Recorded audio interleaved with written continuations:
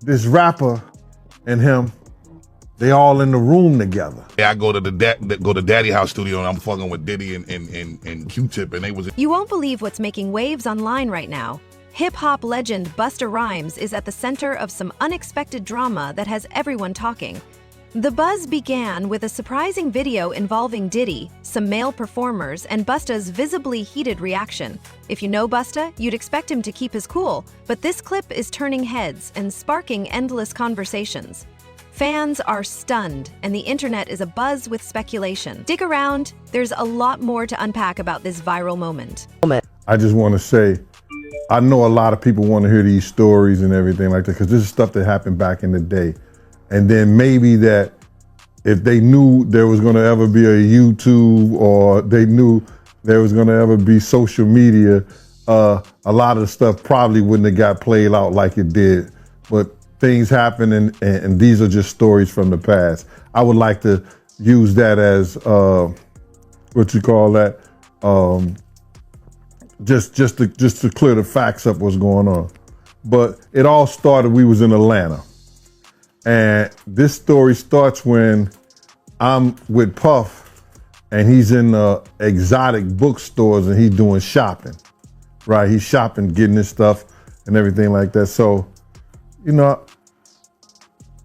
this is the first time I was ever in an exotic bookstore with Puff. So, you know, I'm giving him his space. He's taking things off the shelves and stuff like that, because they gave him a brown paper bag. When they gave him a brown paper bag, he was just putting stuff in there.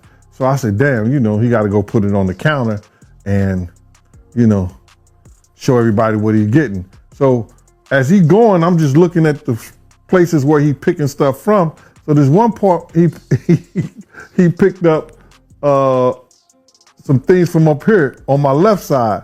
And then he picked like quite a few of them down. I'm like, okay. He put them in the bag. So when I went by there and I looked up there and it said butt plugs. And I was like, hey, yo, I was messing with him, because people don't understand, you know, we was like friends. He was a part of the same gang. So I'm still going to tease him. I'm still going to mess with him and everything like that. I could do that. It wasn't just no security thing. So I say, yo, what are you getting this for? And it said butt plugs. And he was like, yo, can I do my shopping by myself? I said, yeah, you could do it by yourself, brother. And he started walking and everything like that. So when he got to, I just waited at the counter. So when he got to the counter, he didn't even have to show the guy nothing. He just gave the guy a wad of money. I mean, like, he gave the guy a stack, something like this.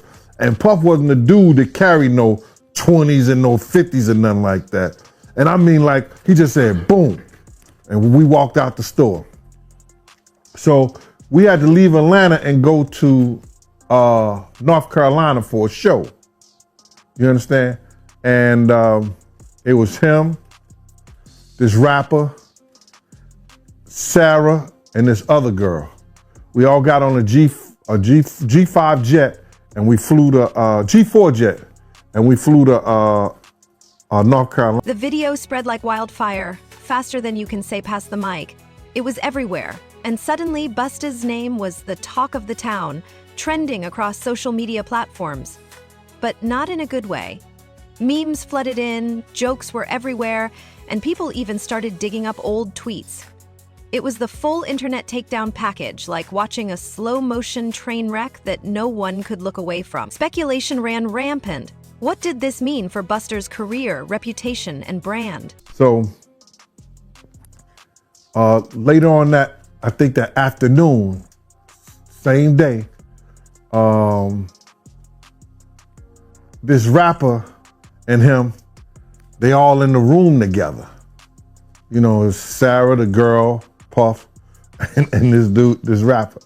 So I'm hearing at the door and stuff like that, like, yeah. So then next thing you know, somebody rang the doorbell. We had the presidential suite where we was at. So I opened the door and the dude said, yo, I'm here for my cousin. I said, who your cousin? And he said, Ja Rule. I said, well, he busy right now. He said, he busy doing what? I said, he with Puff. They're in the room, they busy, they don't want to be bothered. He said, well, I'm going in there. I said, bruh, you ain't going in there, because he told me they don't want nobody to be bothering them. And he was like, yo, I don't care, man. I'm going in there. That bull like that. I said, yo, bro, Jesus Christ had to come down here and take the air out of my body before you get in that room right there. Watch. He tried to bum rush me. I grabbed his and threw him against the piano. When I threw him into the piano, Puff and Ja Rule runs out the room. Puff got his towel, Ja grabbing his towel, but they butt the naked. And so then Ja was like, yo, what's going on? Yo, Gene, that's my cousin. He know me well, and Puff was like, yo, Gene, what happened? I said, he tried to get in the room. I told him he couldn't get in the room. And he was like, Puff looked at Ja. He said, yo, Ja said, you ain't want to go in that room because there's a lot of freaking going on. So I was like, oh, he said it was a lot of freaking going on. So that was basically that story, man. You know what I'm saying? They went back in the room. Dude felt a certain kind of way and he left out. So I seen them at the concert the next day and they tried to, form up against me. But my man Frank was like, I told my man Frank, I was like, yo, Frank, put yourself in that position. Somebody trying to get in the room and Ja told you don't let nobody get in the room. What would you do? Now, y'all can do whatever y'all want to do, man, but I ain't taking no losses. He said, yo, you good, and that was it. Bro, when Ja said, you don't want to come up in there, a lot of freaky stuff is going on. You got to use your mind. What they was doing with those butt plugs. Right. Instead of staying silent or offering clarification, Busta took to social media and turned the situation into a full-blown spectacle. He called people out, threw shade, and went on a tirade about loyalty and respect. Fans and critics were glued to the chaos, unsure if this was a hacked account or just reckless behavior. Some speculated he'd been drinking, as his posts were wild enough to raise eyebrows. Screenshots of his rants spread rapidly, leaving his PR team scrambling to contain the damage. But Busta didn't stop there. He reignited old feuds and dragged other rappers into the drama, burning bridges that might never be rebuilt. Just know, bro, like when it comes to certain things like this, it's a lot of people that who hold weight. They want me to tell stories that they experience with them. I ain't doing that though. I may have some of them come on the podcast or something. Now, I am going to have the guy who got the case against Dwight Howard. He going to come on the podcast and talk. That's going to be interesting. Because, he hit me up thanking me. He's like, man, he felt more courageous. You feel me? He felt like he not alone no more. Because, he speak about dude like he a monster. You know what I'm saying? He showed me like the threats he was receiving and things like that from him. So like, I'm getting a lot of support though, bro. Like the support I've been receiving, it really changed my whole life. Cause like working this job, bro, like it eat away at your soul, bro. Like, you know what I'm saying? Because you can't really date like that. You feel me? And then you got to keep so much a secret. You know what I'm saying? And like normal ladies feel insecure because you always around these models, these ladies who got all this surgery. They feel insecure about that. And it's like, most ladies barely met a man they can really trust. So like when you live in this lifestyle, bro, it's a lonely path, bro. You feel me? That's why I be so thankful for my family, like my mom, my brother, my homie Unknown, dude got like my brothers, you feel me? Like my members. You need that because like, bro, so many people was shocked at some of the things I was saying, but it's a lot of people who quietly in my inbox thanking me for speaking out about certain things. So you feel me? Like a lot of abuse victims are reaching out to me, you feel me? Buying shirts, bro, just sending me like I'll get like a $5, like a random $5 Apple Pay. Thank you for speaking out and all this type of stuff. I'm like, damn. Okay. A lot of people like especially like a lot of sexual abuse survivors, man, they coming to me every day thanking me for speaking out about certain things, for protecting women and kids and stuff like that. You really like, this just my crusade I always been on, bro. You feel me? So like, I'm not really concerned about no detractors or what they have to say, because if you got a problem, come get up with me. Period. If not, shut up or get up with me. By the time Busta logged off, the damage was done. What started as a minor controversy had spiraled into a full-blown crisis. Memes and jokes dominated social media, and Busta's name remained in the spotlight for all the wrong reasons. Fans, critics, and industry insiders speculated about the long-term impact on his career and reputation. Years of hard work seemed to unravel in real time, as his social media outbursts only added fuel to the fire. The big question now, how will Busta recover from this mess? Because my next guest just testified before a federal grand jury. He says he was in possession of a trove of digital evidence from Diddy's freak-offs and parties. His name is Courtney Burgess, and he says a friend gave him 11 flash drives that belonged to the late Kim Porter. A friend? And if you follow this story, you'll know that Kim Porter is Diddy's ex-girlfriend and the mother of 4 of his kids. On those drives, the witness says 8 videos featured 8 celebrities at Diddy freak-offs or parties, and that 6 were males, 2 were females. The drive also included a manuscript of an alleged Kim Porter memoir, a memoir that her 4 kids insist is fake. Courtney Burgess told his story on a podcast before he told the grand jury today, and after he told the grand jury, and I mean immediately after, he booked it over to my set, and he and his attorney talked to me. I should tell you that he was very limited in how much detail he could go into about his testimony. And because the 8 people in the videos, the 8 celebrities in the videos were allegedly victims of sex crimes, we know who they are, but we will not be naming them, famous or not. Here now is my conversation with Courtney Burgess and Ariel. He said, like a friend gave him this. And literally he's saying, I see we can see who these celebrities are. So in my mind, I'm just saying to myself, like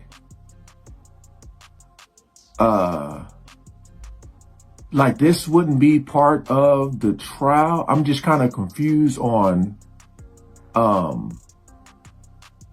like this wouldn't be part of the trial.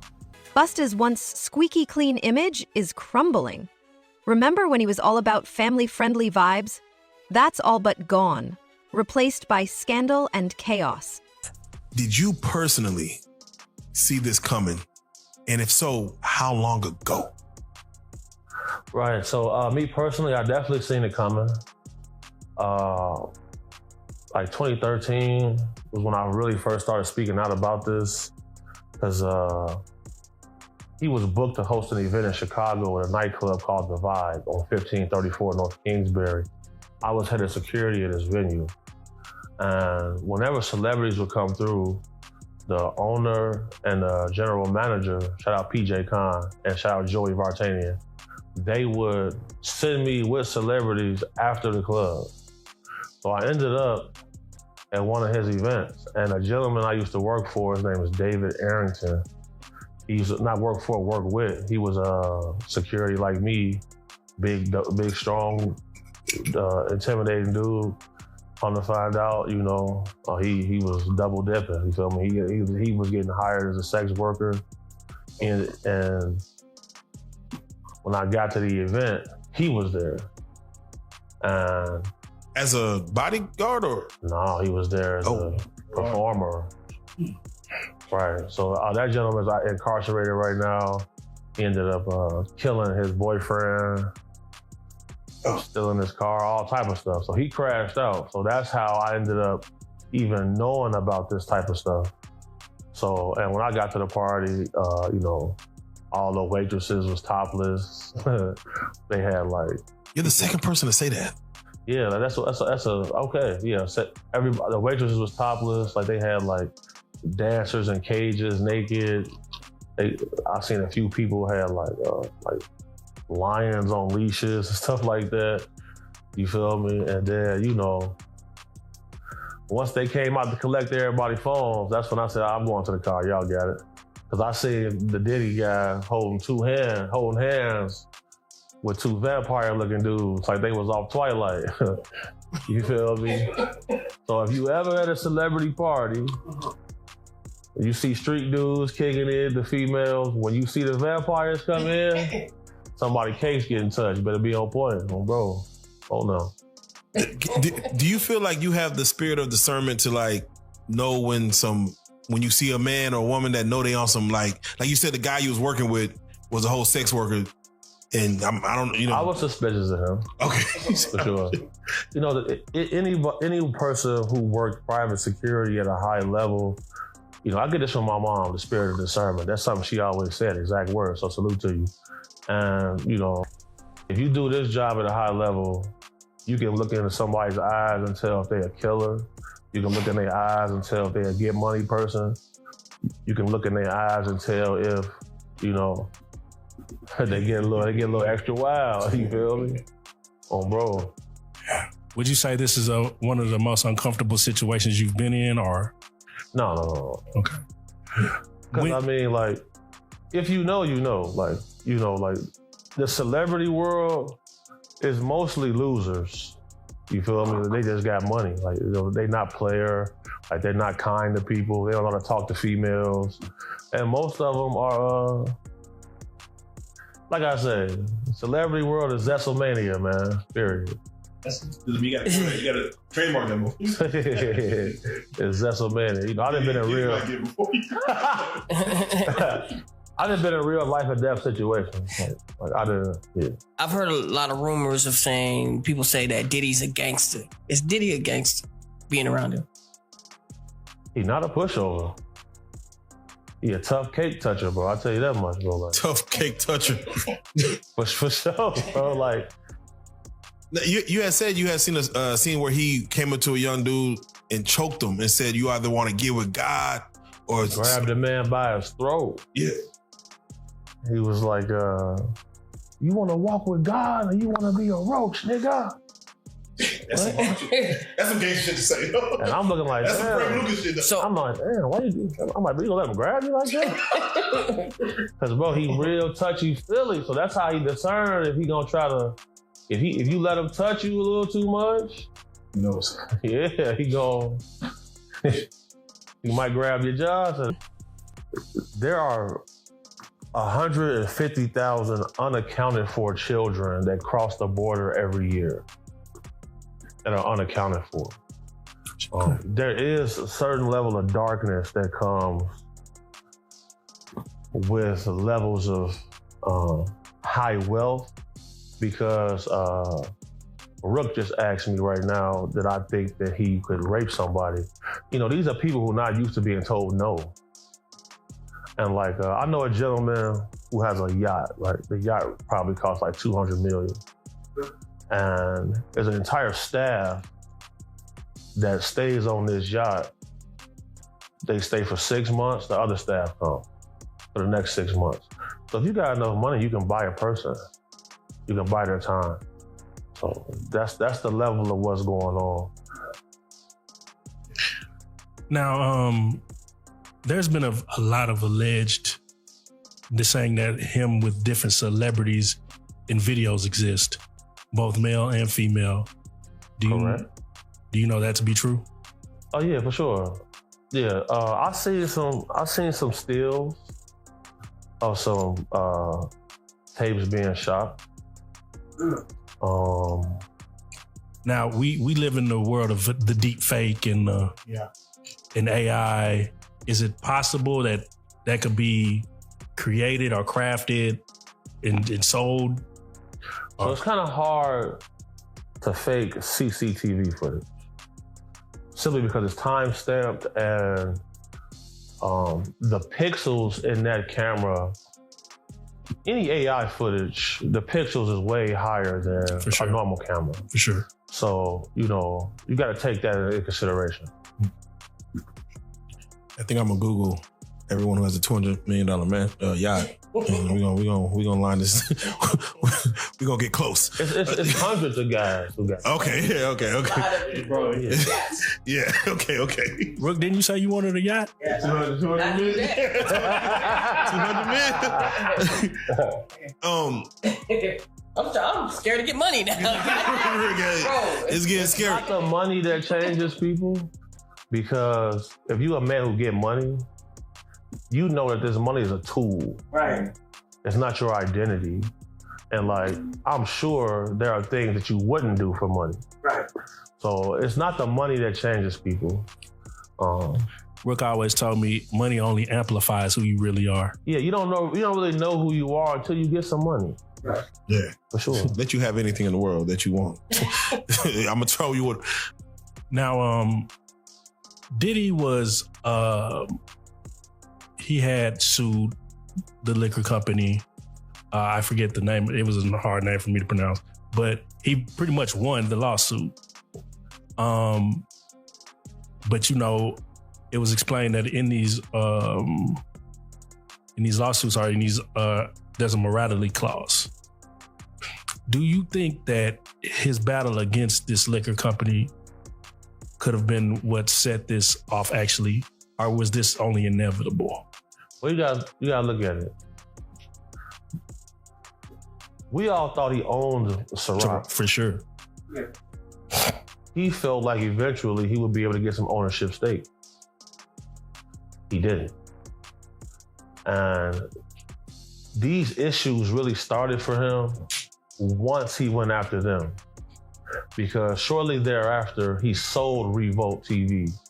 And anybody who follows him, Revolt TV was his baby. He worked hard on that. Facts. So once that was sold, I knew the end was near at that point. Because, you know, just like Gucci Mane, when he went to jail, he passed his artist contracts off to people who can hold them and fulfill the details while he was gone. That's what they do. They pass it off to people who can put it in a shell corporation. Because you can have a corporation that have an anonymous owner. So once I seen Revolt get sold,